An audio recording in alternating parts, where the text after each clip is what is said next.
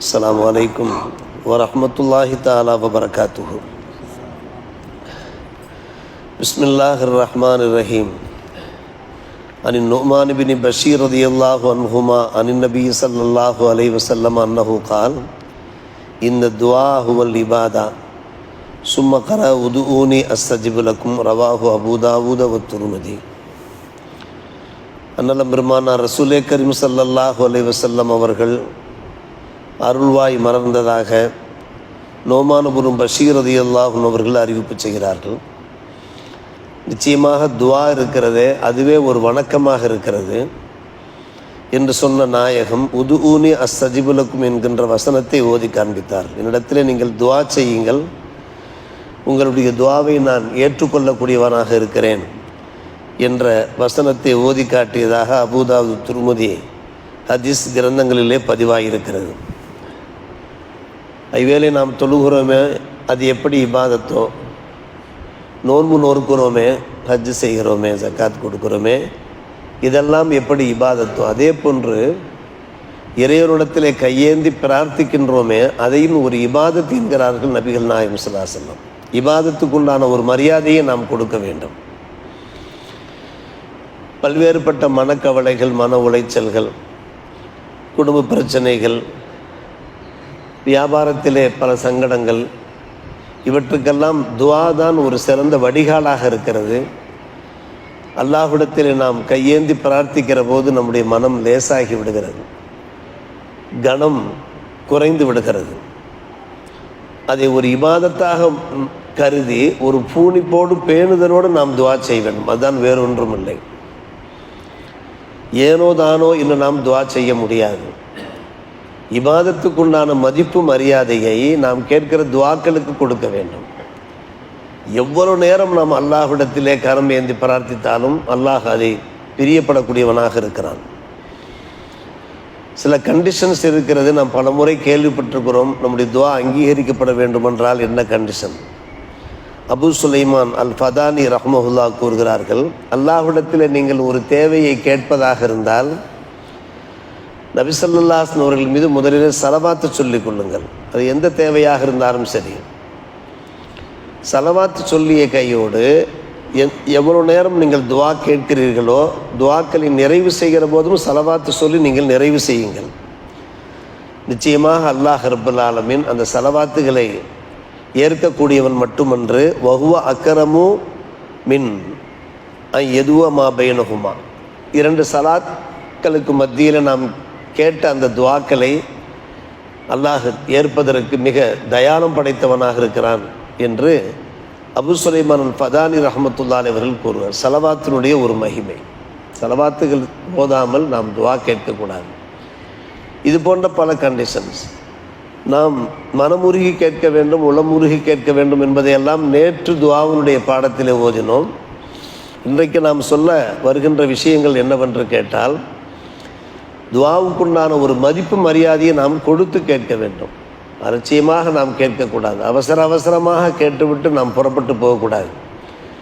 அல்லாஹோடு நாம் மனம் ஒன்றிவிட வேண்டும். துஆ கேட்கிற போது அதை ஒரு முனாஜாத் என்பார்கள். அல்லாஹோடு நாம் செய்கின்ற ஒரு உரையாடல், சம்பாஷணை என்று சொல்வார்கள். இய்யாக நஅபுது வ இய்யாக நஸ்தஈன் இஹ்தினஸ் ஸிராத்தல் முஸ்தகீம், உன்னையே நாங்கள் வணங்குகிறோம், உன்னிடத்திலே உதவி வேண்டுகிறோம், யா அல்லாஹ் எங்களுக்கு நேரான வழியை காண்பிப்பாயாக என்று நாம் உன்னை என்று நாம் கூறுகிறோமே, அல்லாஹ்வை முன்வைத்து நாம் கேட்க வேண்டும். நேரடியாக அல்லாஹ்விடத்தில் கேட்பது போல நாம் கேட்கிற போது நிச்சயமாக அன்பு சகோதரர்களே நம்முடைய இதயங்களிலே அந்த இறை அச்சம், அந்த பயம் வந்துவிடும் என்பதிலே கொஞ்சமும் சந்தேகமில்லை. இதோ உமர் இப்னு கத்தாப் ரலியல்லாஹு அன்ஹு அவர்கள் அவருடைய ஜமானாவிலே மழை பஞ்சம் ஏற்பட்டது. அப்பாஸ் ரலியல்லாஹு தஆலா அன்ஹு அவர்களை முன்வைத்து துஆ கேட்டார்கள். அப்பாஸ் ரலியல்லாஹு அன்ஹு அவர்களை முன்வைத்து துஆ கேட்டார்கள். அப்பாஸ் ரலியல்லாஹு அன்ஹு அவர்கள் துஆ செய்கிறார்கள். எப்படி துஆ செய்கிறார்கள்? ஒரு உருக்கமான துஆ. அல்லாஹும்ம இன்னஹு லம் யன்சில் பலாஉ மினஸ் ஸமா இல்லா பிதம்பின், விண்ணிலிருந்து எங்களுக்கு ஒரு சோதனை இறங்குகிறது என்றால் அது நாங்கள் செய்த பாவங்களாகத்தான் இருக்க முடியும் யா அல்லாஹ். வலம் யுக்ஷப் இல்லா பி தௌபா, தௌபா இல்லாமல் அந்த பலாக்கள், அந்த சோதனைகள் அகற்றப்பட மாட்டான் சொல்லுகிறார்கள். அப்பாஸ் ரலியல்லாஹு அன்ஹு அவர்களை முன்னிலைப்படுத்தி பன்னூற்றுக்கணக்கான சஹாபிகள் துவா கேட்கிறார்கள். அப்பாஸ் ரலியல்லாஹு அன்ஹு அவர்கள் தான் இந்த துவா வாசகங்களை வெளிப்படுத்துகிறார்கள். சொல்கிறார்கள், வக்த வஜ்ஜஹபி அல் கௌமி இலைக்க, என்னை முன்னிறுத்தி இந்த மக்கள் எல்லாம் உன்னிடத்தில் முன்னோக்குகிறார்கள், எதிர்பார்க்கிறார்கள். லி மகானி மின் நபியிக்க, எனக்கும் உன்னுடைய நபிக்கும் இடையில் ஒரு உறவு, ஒரு பந்தம் இருக்கிற காரணத்தினால் அந்த பந்தத்தை அடிப்படையாக வைத்து கேட்கிறார்கள். வஹாதா ஐதீனா, இறைவா, யா அல்லாஹ், இதோ எங்களுடைய கைகள், இலைக்கு உன்பக்கம் இருக்கிற பிதுனூபின் பாவம் செய்த பாவக்கரைகள் பட்ட கைகள், நவாசீனா பித் தௌபா, ஆனால் எங்களுடைய முன்னற்றி ரோமங்கள் இருக்கின்றனவே உன்னுடைய தௌபாவுக்காக வேண்டி இயங்குகின்றன. வான்தர்ரா இல்லா தஹ்மிலுல்லா, அல்லா நீ சிறந்த மெய்ப்பாளன், எந்த ஒன்றையும் நீ அனாதரவாக விட்டுவிட மாட்டாயே என்று சொல்லிக்கொண்டே போய் கடைசியாக அந்த துவாவை எப்படி நிறைவு செய்கிறார்கள் பாருங்கள். அல்லாஹும்ம அகிசுகும் பி ஹியாசிக்க, உன்னுடைய தனிப்பெரும் உதவியை கொண்டு நீ உதவி செய்ய. கபலா இயக்கணத்து, அவர் நிராசையாகிவிடக்கூடாது. இப்போ எகிலுக்கு அழிந்து போய்விடக்கூடாது. காரணம், இப்போ இன்னகு லா ஏஎஸ் மிர் ரவுஹில்லா இல்லல் கௌமுல் காஃபிருன், இறைவனுடைய கிருபையிலிருந்து நிராசையாகக்கூடியவர்கள் நிச்சயமாக காஃபிர்களாகத்தான் இருப்பார்கள், மூமின்களாக இருக்க மாட்டார்கள் யா அல்லாஹ் என்று அல்லாஹுனுடைய அந்த அல்லாஹோடு அவர்கள் நெருங்குகிறார்கள், மிக மிக நெருங்குகிறார்கள். தம்முடைய இதயத்தை கொண்டு போய் அல்லாஹ்விடத்தில் இணைக்கிறார்கள், துவா கேட்டு நிறைவு செய்கிறார்கள். அன்பு சகோதரர்களில் நடந்த உண்மை, உமர் ரலியல்லாஹுடைய ஹிலாஃபத்தில் பமா தம்ம கலாமுகு, கலாம் நிறைவடையவில்லை. ஹத்தர்த்த சமா, வானம் மேகத்தால் திரண்டது. அல் மிஸ்ரல் ஜிபால், மலைகளை போன்று திரண்டது. இந்த மேகம் இருக்கிறதே பார்ப்பதற்கு ஏதோ மலைகள் மேலே நிற்பது போன்ற ஒரு காட்சி தென்பட ஆரம்பித்தது. மழை பொழிய ஆரம்பித்து விட்டது. அருமை சகோதரர், நாம் கேட்கிற துவாக்கள் இந்த கவனத்தோடு கேட்க வேண்டும். நம்முடைய வாசகங்கள் இருக்கின்றனவே, அந்த வாசகங்கள் அல்லாஹுடைய ரஹ்மத்தை வரவழைக்க வேண்டும், அவனுடைய தனிப்பெரும் கிருபையை வரவழைக்க வேண்டும். அவனுக்கு முன்னாலே நாம் தலை குனிந்து நிற்க வேண்டும், தலை வணங்கி நிற்க வேண்டும். நாங்கள்லாம் பாவிகள் யா அல்லாஹ், தௌபா செய்கிறோம் யா அல்லாஹ், உன்னை விட்டால் எங்களுக்கு வேறு யார், லா மல்ஜா மின்க இல்லா இலைக்க என்று நாம் அல்லாஹ்விடத்தில் கேட்க வேண்டும். ஜுனைத் பகதாதி ரஹ்மத்துல்லாஹி அலைஹி அவரிடத்தில் ஒரு பெண்மணி வருகிறார்கள். எனக்கா நீங்கள் துவா செய்யுங்கள், என்னுடைய மகன் காணாமல் போய்விட்டார் என்று கூறுகிறார்கள். செல், நீ பொறுமை செய் என்று சொல்கிறார்கள். மகன் கிடைப்பார், நீங்கள் பொறுமை செய்யுங்கள். சென்று விட்டார்கள், பொறுமை செய்தார்கள். திரும்பி வந்தார்கள் ஜுனைத் பகதாதி ரஹ்மத்துல்லாஹி இடத்துல. இன்னும் என்னுடைய மகன் திரும்பவில்லை. பெருமகனார் அவர்களை, இன்னும் என்னுடைய மகன் திரும்பவில்லை, செல், பொறுமை செய். மறுபடியும் அனுப்புகிறார்கள். ஒரு முறைக்கு இருமுறையாக அனுப்புகிறார்கள். மூன்றாம் முறையாக அந்த பெண்மணி சொல்கிறார்கள், என்னுடைய பொறுமை எல்லை மீறிவிட்டது. ஜுனைதை பார்த்து சொல்கிறார்கள், இனி எனக்கு எந்த ஒரு சக்தியுமே இல்லை, நான் கையாளாகாமல் ஆகிவிட்டேன். என் பிள்ளை எப்போது கிடைப்பானோ என்று ஒரு ஏக்கத்தோடு, ஒரு தவிப்போடு கூறுகிறார்கள். அப்படியானால் இப்போது நீ ஒரு கடைசி நிலைக்கு வந்து விட்டாய், ஒரு கட்டாய சூழ்நிலைக்கு, ஒரு இக்கட்டான சூழ்நிலைக்கு வந்து விட்டாய். அல்லாஹ் உதவாமல் யாரும் உமக்கு உதவ முடியாது என்கின்ற ஒரு உறுதியான நம்பிக்கைக்கு நீ வந்து விட்டாய். இன்கான கமா குல்தி, நீ சொன்னது உண்மையானால் பதுகபி போ, உன் மகன் ரெடியாக வந்துடுவான்னு சொன்னாங்க. கடைசியாக சொன்னாங்க, ரொம்ப ஆணித்தரமாக சொல்கிறாங்க. 2 முறை சொன்னாங்க பொறுமை செய்ன்று. 3ஆம் முறையாக அந்த பெண்ணின் மனம் அல்லாஹ் பக்கம் நெருங்கிவிட்டது, இதயம் நெருங்கிவிட்டது. நிச்சயமாக அல்லாஹ் தான் தன்னுடைய மகனை கொண்டு வந்து சேர்ப்பான் என்கின்ற அந்த உறுதி வந்து விட்டதற்கு பின்னால் சொன்னார்கள், இப்போது உமக்கு உறுதி வந்து விட்டது, அல்லாஹ் பக்கம் உறுதியோடு கேட்க வேண்டும். அல்லாஹ்விடத்தில் எந்த ஒன்றை நாம் கேட்டோம் என்றாலும். சென்றார்கள். பின்பு ஜுனைத் பகதாதிக்கு நன்றி செலுத்தியவர்களாக, அல்லாஹுக்கு நன்றி செலுத்தியவர்களாக அந்த அம்மணி திரும்பினார்கள். ஃபக்கீல் ஜுனைத் பிமா அரப்ததாலிக்க, பிள்ளை கிடைத்து விட்டார். அப்போது ஜுனைதை பார்த்து கேட்டார்கள், எதை வைத்து நீங்கள் இதை அறிந்தீர்கள்? அதாவது கடைசி 3வது முறையாக நீங்கள் சொல்லும்போது உங்களுடைய பையன் கிடைத்து விடுவான் என்று நீங்கள் சொன்னீர்கள், எதை வைத்து நீங்கள் சொன்னீர்கள்? நான் எதை வைத்து சொல்லுவேன்? குர்ஆனுடைய வசனத்தை வைத்துத்தான் சொல்லுவேன். அம்மை யுஜீபுல் முதுத்தர்ர இதா தஆஹு என்று அல்லாஹ் சொல்லுகிறான். ஒரு முதுத்தர், ஒரு இக்கட்டில் மாட்டிக்கொண்டவன், ஒரு கடுமையான ஒரு கஷ்டத்திலே மாட்டிக்கொண்டவன், அவனுடைய மனநிலைமை எப்படி இருக்கும்? அல்லாஹுவை தவிர வேறு எவரும் உதவ முடியாது என்கின்ற ஒரு மனநிலைமை இருக்கும்.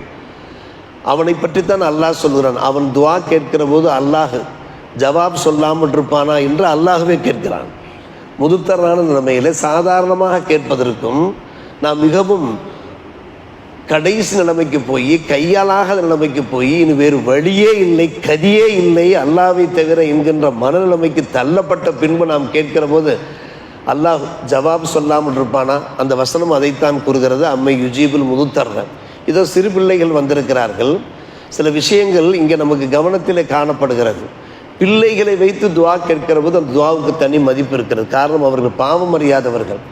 நம்முடைய குடும்பங்களில் பல பிரச்சனைகள். எங்கள் ஊர் புத்தானத்து மணப்பாறை அருகே என்ன செய்வார்கள், வீட்டில் பல பிரச்சனைகள் என்றால் அவர்கள் அல்லாஹ்விடத்தில் கேட்டு நிறைவேறாவிட்டால் அருகே இருக்கக்கூடிய பிள்ளைகள் எல்லாம் வீட்டில் அழைத்து அமர வைத்து அவர்களுக்கு தேவையான ஏதாவது பட்சணங்களை கொடுத்து விட்டு எங்கள் பிரச்சனை தீர, எங்கள் கஷ்டமாகலை, நீங்கள் துவா செய்யுங்களே என்று பிள்ளைகளை அமர வைத்து துவா செய்ய சொல்வார்கள்.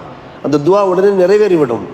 இதை உமர் ரலியல்லாஹு அவர்கள் ஒரு குழந்தையை பார்க்கிறார்கள். மதீனத்து வீதியிலே அவர் விளையாடி கொண்டிருக்கிறார். அந்த பையனிடத்தில் சென்று தலை குனிகிறார். ஃபன்ஹனா உமர், அதாவது ஒரு அன்போடு பாசத்தோடு, உதுல்லாஹ் ரஹ்மான ஐய ரஹமனா, ரஹ்மான்ட்ட துவா செய் தம்பி, அந்த ரஹ்மான் எங்களுக்கு இறக்கம் காட்டட்டும். சஹாபியில் சொன்னாங்க, யா அமீரல் மூமினின் அத்தசலு திஃப்னா, ஒரு குழந்தைகிட்ட போய் கேட்குறீங்க எதுவுல்லாக்க உங்களுக்காக துவா செய்யும்படி அந்த அஹதுல் அஷ்ரத்தில் முபஷ்ஷரீன பில் ஜன்னா, சொர்க்கத்தை கொண்டு சுப செய்தி சொல்லப்பட்ட 10 பேரில் நீங்கள் ஒரு ஆளாக இருக்கிறீங்க. எவ்வளோ பெரிய ஒரு ஆள், ஒரு குழந்தைகிட்ட போய் நீங்கள் துவா செய்ய சொல்கிறீங்க. உமர் ரலியல்லாஹு சொன்னாங்க, நாம் அஸ்அலுஹு துவா, நான் அவர்கிட்டயே துவா செய்ய சொல்லி கேட்கிறேன்டா. அன்னகுல் லம் எபுலுகுல் ஹுலும, இன்னும் அவர் பருவம் அடையவில்லை. வனம் எதிரி அலையில் கலமும், இன்னும் அவருக்கு சட்டமே, மார்க்க சட்டமே வரவில்லை. நீ தொழுதாக வேண்டும், தொழுகைக்கு நாம் பழக்குகிறோம், பயிற்சி கொடுக்கிறோம். ஆனால் அந்த கடமை இன்னும் வரவே இல்லை. அவன் ஒரு பச்சிலம் பிள்ளையாக இருக்கிறான். அவனுடைய உள்ளம் இருக்கிறதே அது ஒரு தெளிந்த உள்ளமாக, ஒரு வெள்ளை உள்ளமாக இருக்கிறது. அந்த வெள்ளை உள்ளத்தோடு, அந்த இஹ்லாஸான உள்ளத்தோடு துவா கேட்கிற போது அந்த துவா கபூலாகுமா இல்லையா? அதனால்தான் நான் கேட்டேன். இப்போ துவா முஸ்தஜாபும். ஆனால் அம்மா நகுனு பக்கத்து பலகனால் குழும, எல்லா விவரமும் நமக்கு வந்து விட்டது. ஜரா அலைனல் கலம், நம் மீது எல்லா சட்டத்திட்டங்களும் பாய்ந்து விட்டன. அந்த சட்டத்திட்டங்களை நாம் கொஞ்சம் தவறு செய்தோம் என்றாலும் அல்லாஹ் நம்மை சும்மா விட மாட்டான். ஆனால் அந்த பிள்ளைக்கு அப்படி இல்லையே.